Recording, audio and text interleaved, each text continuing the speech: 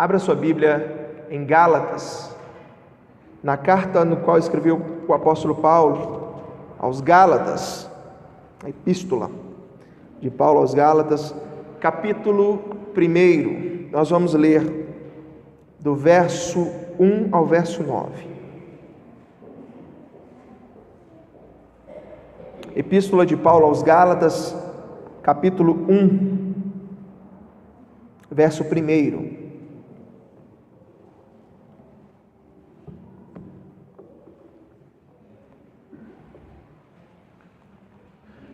Epístola de Paulo aos Gálatas, capítulo 1, verso também 1. Irmãos, a epístola aos Gálatas, irmãos, ela é o grito da reforma. Eu cheguei a falar isso no domingo passado. Ela foi uma base, uma estrutura do estudo de Lutero para poder dar aquele grande grito ali dentro da reforma, de tudo que veio acontecer, irmãos, de todos os acontecimentos após a reforma. Eu acho interessante nós estudarmos. Esse ano nós estamos completando 500 anos de reforma protestante, e ela tem os 5 pontos bem definidos, os 5 solas, não é? É o sola escritura, a sola fide. Nós vamos estudar hoje principalmente o sola gratia e o sola fide, somente a graça e somente a fé. E no decorrer da carta nós vamos encontrar os demais. Epístola de Paulo aos Gálatas, capítulo de número 1, verso também 1. Diz assim a palavra do Senhor: Paulo, apóstolo, não da parte de homens, nem por intermédio de homem algum, mas por Jesus Cristo e por Deus Pai, que o ressuscitou dentre os mortos, e todos os irmãos meus companheiros, as igrejas da Galácia. Graça a vós outros e paz da parte de Deus, nosso Pai, e do nosso Senhor Jesus Cristo, o qual se entregou a si mesmo pelos nossos pecados, para nos desraigar ou nos livrar deste mundo perverso, segundo a vontade de nosso Deus e Pai, a quem seja a glória pelos séculos dos séculos. Amém. Admira-me que estejais passando tão depressa daquele que vos chamou na graça de Cristo para outro evangelho, o qual não é outro, senão que há alguns que vos perturbam e querem perverter o evangelho de Cristo. Mas ainda que nós, ou mesmo um anjo vindo do céu, vos pregue evangelho que vá além do que vos temos pregado, seja anátema. Assim como já dissemos, e agora repito: se alguém vos prega evangelho que vá além daquele que recebeste, seja anátema. Feche os teus olhos. Senhor meu Deus, não me deixe sair desse púlpito, Senhor, reprovado por Ti. Antes tenha misericórdia de mim como pregoeiro da Tua palavra, e tenha misericórdia da Tua santa igreja. Que a Tua palavra invada todo o nosso ser, Pai, e faça morada. Não nos deixe ser simplesmente ouvintes, mas praticantes da Tua boa palavra. Senhor, tem misericórdia de nós. Nós clamamos a Ti, Senhor. Encha-nos do Teu Santo Espírito nessa noite, e que a glória do Senhor se manifeste sobre nós. É o que nós clamamos a Ti. Ensina-nos por meio dessa carta tão maravilhosa, Pai, que o Teu Espírito tenha liberdade de agir, de fazer como quiser em nosso meio. Senhor, assim nós clamamos, confiando não em nós, não, Senhor meu Deus, naquilo que preparei, Senhor, mas naquilo que o Senhor há de passar por esta igreja. Assim eu clamo em nome de Jesus Cristo. Amém, amém, amém. Meus irmãos, eu tenho certeza que todos aqui já ouviram aquele velho ditado que diz que política e religião não se discute, não é verdade? Mas talvez seja exatamente por isso que as coisas andam da forma como estão. Quando a gente olha, irmãos, nós enfrentamos uma crise tão grande hoje no setor político, que é impossível a gente não debater sobre esse assunto. Nós falamos sobre corrupção, mensalão, nós temos aí corrupção, mensalão, Lava Jato, impeachment, são coisas que despertaram o brasileiro para poder discutir, para poder tratar a respeito do assunto. Particularmente, não tem um dia em que eu não ligue a TV, não ligue em alguma rede social e não encontre algo relacionado à política. Está na boca do povo. A questão é que esse mesmo desejo de ver as coisas sendo transformadas no setor político não é o mesmo para sendo não é o mesmo desejo de ter as coisas transformadas no âmbito religioso. E eu quero te fazer uma pergunta. Eu faço a seguinte pergunta: será que dá para nós nos mantermos calados ante a corrupção do Evangelho? Será que dá para simplesmente nós passarmos por cima de tudo que nós temos visto e fazemos vista grossa sobre tudo que tem acontecendo com relação ao Evangelho?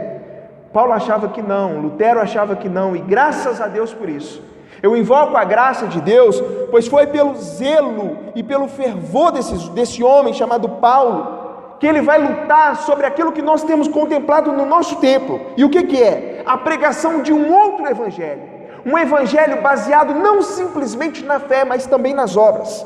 Mas o que é que estava acontecendo? A gente olha para a carta de Paulo aos Gálatas, e ela tem um teor, ela tem uma certa rigidez. O que é que estava acontecendo aqui? Irmãos, Paulo foi quem primeiro pregou o Evangelho aos Gálatas.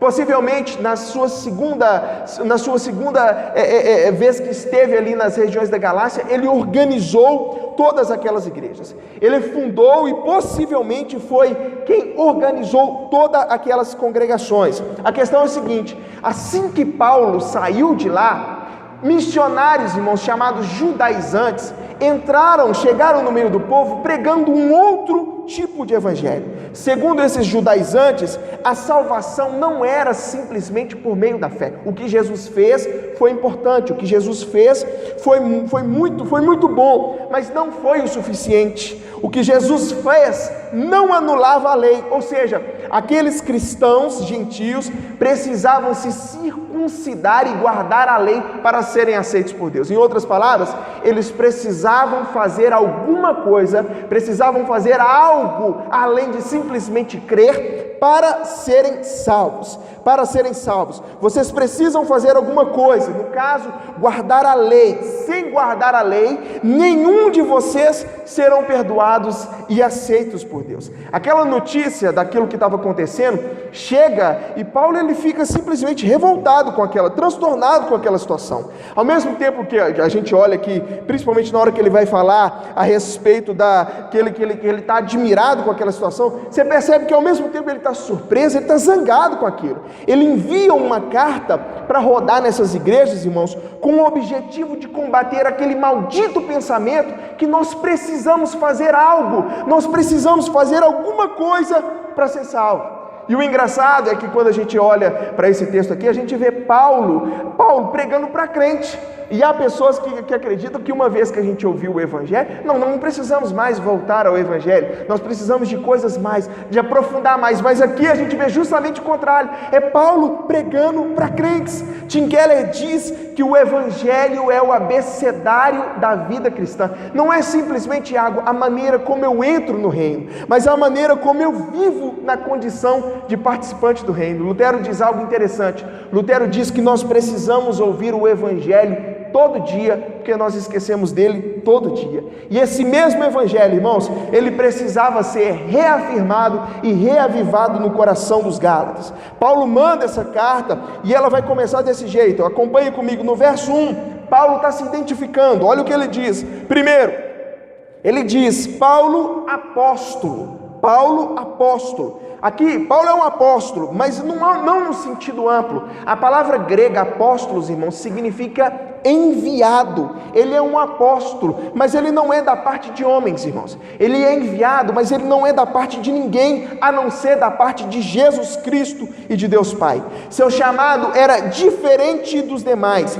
Por quê? Porque foi próprio Cristo que o comissionou. Hoje nós temos os ditos apóstolos, mas não no sentido de como era antes, mas no sentido amplo. São pessoas que são enviadas, mas são enviados por ministérios humanos. Nós temos apóstolos em nosso tempo, nós temos o ministério apostólico. Apóstolos nós não temos mais. O chamado de Paulo é diferente de todos esses homens, porque o chamado de Paulo ele é exclusivo dos primeiros apóstolos. Paulo ele é apóstolo com A maiúsculo. Ele foi ensinado diretamente por Jesus ressurreto, como a gente encontra lá em Atos 9. Mas por que é que Paulo faz tanta questão de dizer quem que ele é, de se identificar dessa maneira? Porque a sua autoridade, irmãos, estava sempre sendo questionada. Havia na mentalidade do povo a seguinte ideia: Paulo não andou com Jesus. Paulo não era um dos 12, logo, então ele não é um apóstolo legítimo. E como o povo já tinha essa certa dúvida no coração, aqueles judaizantes aproveitavam para fazer com que a autoridade de Paulo fosse cada vez mais minada. É por isso que ele já começa a carta mostrando que ele não é apóstolo, irmãos, por parte de homens, mas pela parte de Deus.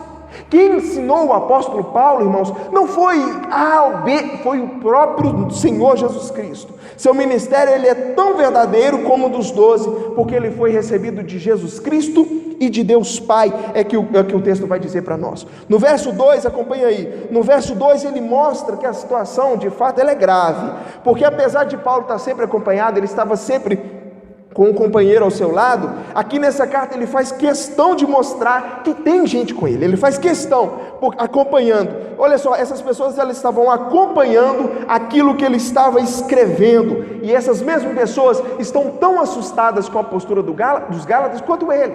Ele faz questão, ele começa a sua carta mostrando a sua identidade, Paulo, apóstolo, não da parte de homem, da parte de Deus. Ele mostra isso, ele já quebra todo aquele ensinamento de que na verdade ele era apóstolo, mas ele era apóstolo dos homens. E no verso 2 ele mostra, eu estou acompanhado. Do verso 3, irmãos, do verso 3 ao 5, Paulo ele vai apresentar, ainda que rapidamente para nós, o que é o Evangelho. Olha só, ele saúda a todos, verso 3, ele saúda a todos com a paz. Paz era uma saudação comum, a gente entende, paz era uma saudação comum, mas não é só com paz, é com paz e graça. Irmãos, não há a menor possibilidade de nós termos paz com Deus se não for pela graça, porque não é, irmãos, pelo mérito do homem, não é simplesmente a graça que nós temos, irmãos, a paz que nós temos, ela vem por causa da graça, é pela graça que temos, não da parte daquilo que fizemos, mas pelo que Jesus fez naquela cruz. E olha o que ele fez, aí você pergunta, o que é que Jesus fez? Olha o verso 4, olha o que diz: ele se entregou pelos nossos pecados, para nos livrar deste mundo perverso, segundo a vontade de nosso Deus e Pai. Primeiro, ele se entregou para nos livrar. Aí você se pergunta assim, para nos livrar do quê? Do pecado. E aqui a gente observa, irmãos, quão grande é a nossa impotência. Não somos nós que nos salvamos, mas foi necessário que alguém morresse em nosso lugar para que nós fôssemos salvos. E aí a gente observa, irmãos, como que Jesus é diferente de qualquer outra pessoa, de qualquer outro fundador, de qualquer outro líder de religião. Porque na hora, Sérgio, que a gente olha para outros fundadores, eles vieram para ensinar, certo? Para nós, irmãos, Jesus veio ensinar? Sim, mas ensinar para nós não era o suficiente. Nós precisávamos de alguém que nos salvasse, A Bíblia diz que nós estávamos perdidos por causa dos nossos pecados, mas nós fomos achados por Cristo. A Bíblia diz que porque pecamos seremos condenados, mas Jesus assume o nosso lugar. E aí o apóstolo vai dizer: a Ele seja a glória pelos séculos dos séculos. Mas não para por aí. O início do verso 4, olha o que diz, irmãos. Diz que ele se entregou. Isso aqui, Edson, para nós é maravilhoso de saber. Jesus ele não foi coagido a se entregar, ele não foi coagido a morrer por nós, ele não foi pressionado a se entregar por nós, mas ele se entregou, foi voluntário, foi por amor, para que o homem fosse aceito por Deus, religado ao Pai. Alguém tinha que pagar o preço, e esse alguém foi Jesus. Ele pagou o preço pelos nossos pecados. A Ele seja dada a honra e a glória. Irmãos, isso é o Evangelho. Alguém precisava morrer, Deus nos fez perfeitos, nós caímos no pecado, o homem pecou, alguém precisa pagar por esse pecado, é a justiça de Deus. Cristo morre em nosso lugar, e nós temos vida. Todos aqueles que creem têm vida com Jesus. Isso é o Evangelho. Sabendo disso agora, irmãos, quando você olha, você percebe o porquê que o apóstolo Paulo está com essa bronca com esses missionários judaizantes que afirmavam que o homem precisa fazer algo para ser salvo. Irmãos, e você sabe que isso não é novidade. Nós estamos cansados de ouvir por aí. Irmãos, as igrejas estão cheias de ideias semelhantes a essa. Talvez não preguem a circuncisão como esses judaizantes estavam pregando, mas pregam que se você não dá o dízimo, você perdeu a sua salvação, que se você não guardar o sábado, você perdeu a sua salvação. Estão por aí pregando que se você não seguir uma dieta, eliminando a carne de porco, você sabe que tem igreja que diz isso, você perde a sua salvação. Se você não passar pelo Vale do Sal, não for uma vez lá em Jerusalém, que você perde a sua salvação. Anátema, ou seja, maldito. Isso não é o evangelho do nosso Senhor. Irmãos, a Bíblia diz que nós somos salvos pela graça e simplesmente a graça de Deus. Aí você diz: Alisson, é pela fé, mas eu também preciso obedecer, porque se eu não obedecer, eu não estou fazendo por onde, né? É aquele famoso ditado que teve uma irmã que me disse que era até um versículo bíblico, que diz: faça a sua parte e eu te ajudarei, não é? Você está errado, irmãos, está errado. A obediência não salva ninguém. Ninguém será salvo porque foi obediente. E eu te explico: eu não obedeço para ser salvo, eu sou salvo e por isso eu obedeço. Se na matemática a ordem dos fatores não altera o resultado, na ordem divina sim. Eu obedeço porque eu fui salvo e não porque eu preciso fazer algo para que eu seja salvo. É totalmente diferente. Irmãos, todas as religiões, elas exigem obediência como um meio de se salvar. Eu preciso ser obediente a Allah para que eu seja salvo. Eu preciso ser alguém que faz o bem, eu preciso fazer algo, faz o bem para eu me reencarnar, para eu alcançar o nirvana. Irmãos, a mensagem dessas religiões é uma mensagem de autossalvação. E aí vem o Evangelho e mostra para a gente que não é assim. Vem o Evangelho e diz que não é por meio de obras, Efésios 2:9, não é por meio de obras para que ninguém se glorie, mas que nós somos salvos pela graça de Deus e somente por ela. É pela graça de Deus que eu me aproprio mediante a fé. Irmãos, homem algum conseguiu ser obediente à lei de Deus. Entenda, por favor, nós não somos salvos por aquilo que nós fazemos, mas por aquilo que foi feito por nós. Isso faz toda a diferença. Paulo, ele está estarrecido com os Gálatas. Do verso 6 ao 9, acompanha comigo. Do verso 6 ao 9, irmãos, ele vai nos mostrar isso. Como esses irmãos estão sendo inconstantes, se deixando levar por doutrinas diabólicas. Veja o verso 6, olha o que diz o verso 6, irmãos. Admira-me que estejais passando tão depressa daquele que vos chamou na graça de Cristo para outro evangelho. Olha só, irmãos, olha só, veja o verso 6, ele está admirado, e esse admirado dele aqui, é aquele admirado que você fala assim: olha, eu não estou acreditando, que vocês estão deixando aquele que vos chamou na graça de Cristo, não é? Porque o cristão, ele é chamado pela graça de Cristo.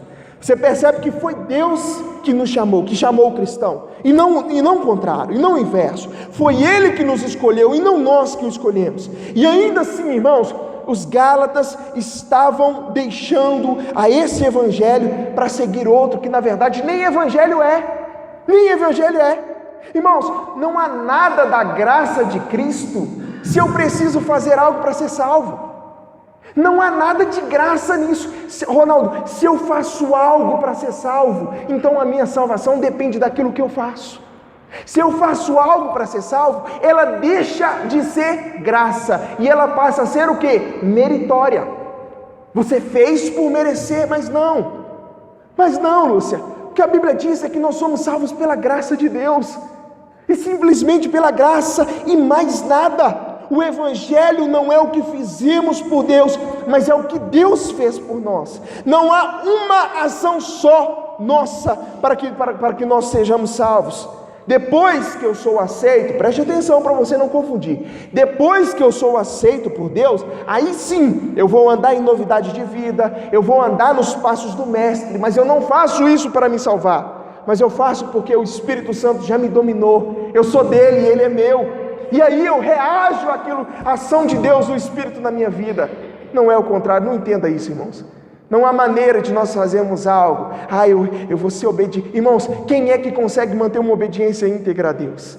Nós somos salvos pela graça do nosso Senhor. E eu já sofri por isso, irmãos, eu já cheguei a testemunhar aqui nessa igreja.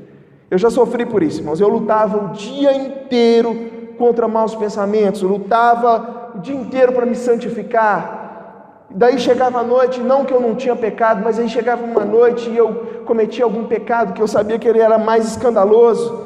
E aí eu chorava, por quê? Eu chorava porque eu dizia assim, olha, se Jesus voltar agora, eu vou para o inferno, eu vou ficar, eu não vou subir.